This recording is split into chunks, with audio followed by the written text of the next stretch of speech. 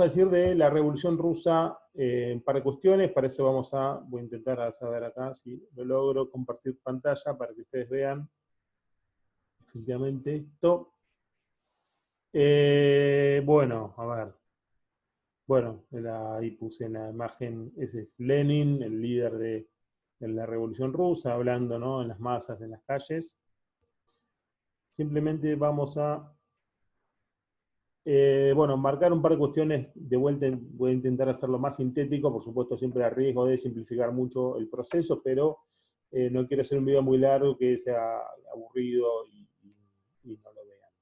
Así que vamos a decir esto. Bueno, primero, la Rusia zarista, es decir, la Rusia previa a 1917, era una sociedad caracterizada por un régimen semifeudal, es decir, una aristocracia terrateniente, latifundista, muy chiquita, y un campesinado pobre, o sea, la mayor parte de la población era campesina pobre, y la particularidad de Rusia respecto de ser el primer lugar donde se va a dar una revolución comunista es que tenía una burguesía y un proletariado muy reducidos, emergentes. Eso es interesante porque Marx y Engels siempre habían pronosticado que la revolución comunista iba a darse como consecuencia del desarrollo del capitalismo, es decir, el propio desarrollo capitalista iba a desarrollar en su seno su contradicción y eso iba a producir su derrumbe. Bueno, lo interesante es que el primer lugar donde ocurre una revolución socialista comunista no es justamente un lugar donde el capitalismo se hubiera desarrollado. Eso, como vamos a ver, va a tener alguna consecuencia práctica luego. En 1905 Rusia pierde una guerra con Japón y eso produce cierto conflicto político que va a derivar en que se termine la monarquía absoluta y se cree una monarquía parlamentaria con un parlamento que va a ser la Duma. Es decir, que el poder del zar va a estar mínimamente matizado. Bueno, por supuesto, el hecho más importante como causal de la Revolución Rusa es el ingreso de Rusia en la Primera Guerra, lo cual, si Rusia ya era un país pobre y con hambrunas generalizadas, bueno, la Primera Guerra va a agudizar mucho más esa situación, ¿no? Acá, simplemente para que les quede en el cuadrito, cómo es un poco en el momento del 17 la organización política de los sectores en Rusia.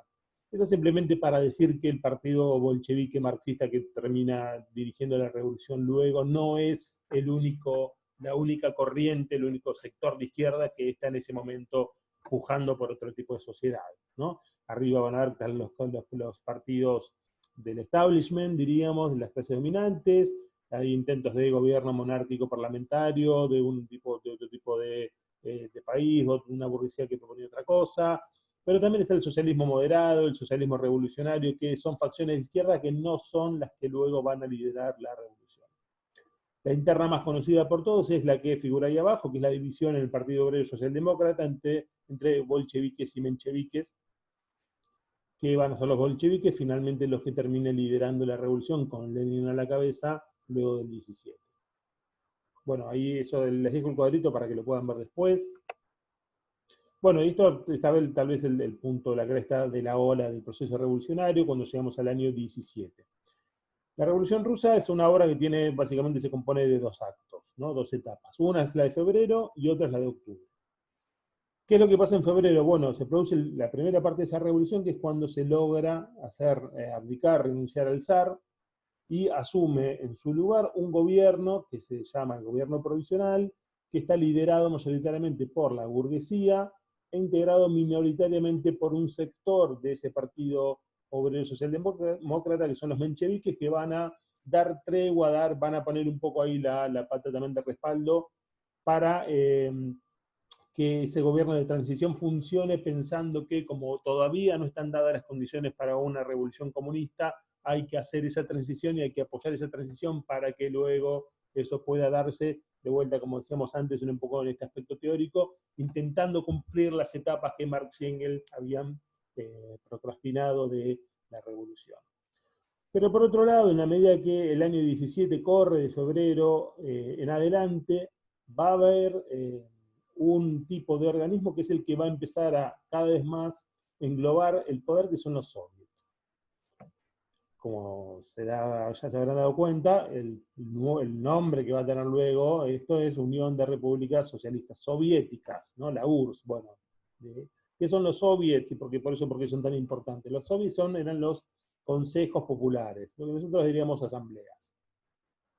¿Qué ocurría? Bueno, que en cada lugar de trabajo, en cada fábrica, ¿no? En cada, en general, eh, rubro de la sociedad se empezaron a armar cada vez más estas asambleas que tienen mandato resolutivo. Entonces se juntan los trabajadores de tal fábrica del Soviet de San Petersburgo, de Petrogrado, el que sea, y deciden algo y hay un líder, un delegado de esa asamblea que lleva ese mandato a otra reunión, a otro soviet similar, y el cual así, de una manera concéntrica, hay círculos que de abajo hacia arriba van teniendo poder mandatario y resolutivo, ¿no? Entonces, en la medida en que el año 17 tumultuoso avanza, lo que ocurre es que en esta situación de poder dual, es decir, por un lado el gobierno a la derecha, el gobierno provisional, y por otro lado a la izquierda, el poder de los soviets, empieza a haber una transición de poder real del gobierno provisional hacia los soviets. O si quieren decirlo al revés, los soviets empiezan a tomar cada vez más poder real en tanto interpelación de la gente en la sociedad, en detrimento del gobierno oficial. Es decir, se va produciendo un vacío de poder respecto a este gobierno provisional.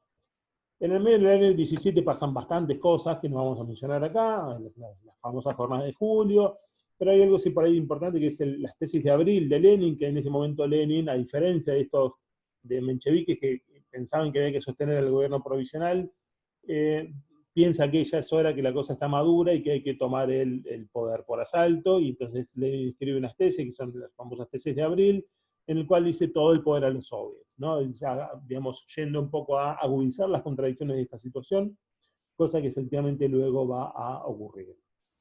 Entrado el mes de octubre, que después, esto es en noviembre, porque Rusia tenía otro calendario, no importa eso, efectivamente ahí la revolución va a tener lugar y el gobierno provisional parece entonces ya va a estar completamente vaciado de poder y los bolcheviques en la avanzada que van haciendo hacia el Palacio de Invierno, lo que sería la Casa Rosada, ¿no? En Rusia, directamente toman el poder rápidamente.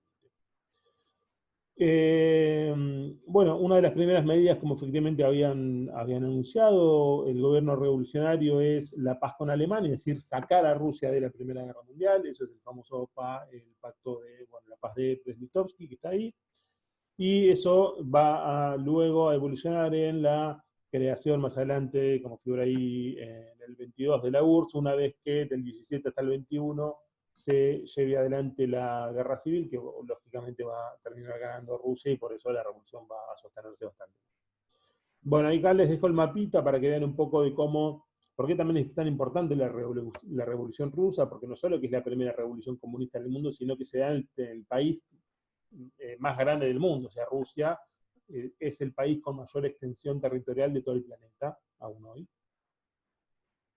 Bueno, acá les dejo, no lo voy a mencionar ahora, sería bastante largo hacerlo, pero para que vean cómo todo ese sector, en la medida en que la revolución rusa va avanzando, se van a ir anexionando, y no necesariamente siempre por las buenas, otros países vecinos, ¿no? Linderos de Rusia, que van a ser todos incorporados a lo que luego es la Unión de Repúblicas Socialistas Soviéticas.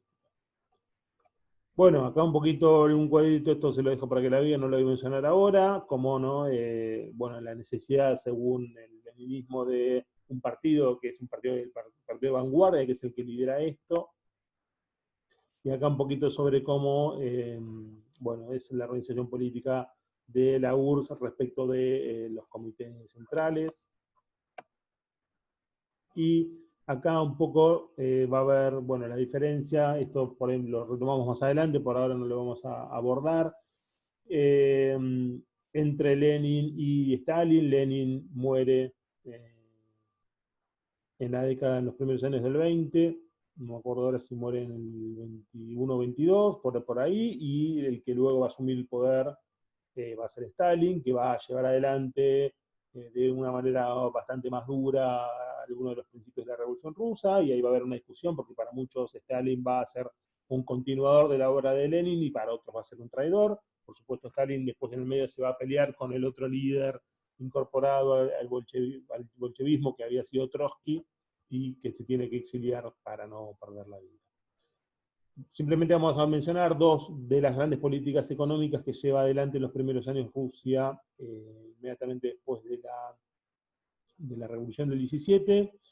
El primero es el comunismo de guerra, que es en los primeros años, obviamente impulsados por la necesidad de sostener la revolución, porque hacer la revolución es muy difícil, y mucho más difícil aún es sostener la revolución, ¿no? Lo mismo había pasado en Francia, cuando siempre hay una revolución que es heterodoxa, que es disruptiva respecto de los modelos hegemónicos que estaban en ese país, pero que también están en los países vecinos, siempre se produce una guerra civil con el sector que se acaba de derrotar, pero también con los sectores vecinos, ¿no? Entonces siempre son los momentos. Lo que pasa es que hay que sostener la revolución a un costo muy alto. El comunismo de guerra fue la reorientación de todos los sectores económicos en pos del mantenimiento militar para poder sobrevivir a la guerra civil y derrotar a los enemigos que atacan a Rusia desde las fronteras limítrofes, ¿no? Ese comunismo de guerra tenía la primera característica de prohibir, abolir la propiedad privada y colectivizar las tierras, ¿no? Acuérdense que estamos hablando que es un país mayoritariamente campesino. Lo que ocurre luego es cuando la guerra civil termina, la economía decrece, o vamos a decir que la productividad cae, y se dan cuenta que por eso habían pasado un poco de mambo los amigos, y entonces intentan retomar a una política económica un poco más moderada, que es la NEP, la nueva política económica, por sus siglas, que vuelve a legalizar la propiedad privada en pos de intentar reactivar ciertos sectores de la economía que, cuando se había eliminado el lucro privado, eso implicó una baja en la productividad. Pero bueno, no importa, no vamos a hablar mucho más de política económica ahora por acá. Bueno, y ahí del talismo dejo planteado en el cuadrito algunas de las cosas que van a llevar adelante, y por ahí más adelante vamos a intentar mencionar algunas cosas más, porque por supuesto lo que va a ir ocurriendo, como ocurre en muchísimos procesos, es que la revolución va a ir tomando un ritmo, digamos, zigzagueante en muchas de las cuestiones, no siempre respetando los ideales que le habían dado origen, ¿no? Por supuesto, los procesos sociales siempre son un lío, y esas cosas ocurren. Ustedes acuérdense que la Revolución Francesa terminó en un tipo como Napoleón, que terminó proclamándose emperador de Europa. Bueno, ¿no? Entonces, efectivamente, esos caminos zigzagueantes son luchas internas entre los distintos sectores que siempre se siguen peleando permanentemente por darle un sentido u otro a la revolución. Pero bueno, por ahí tal vez este era el esquemita que más me importaba que les quedara.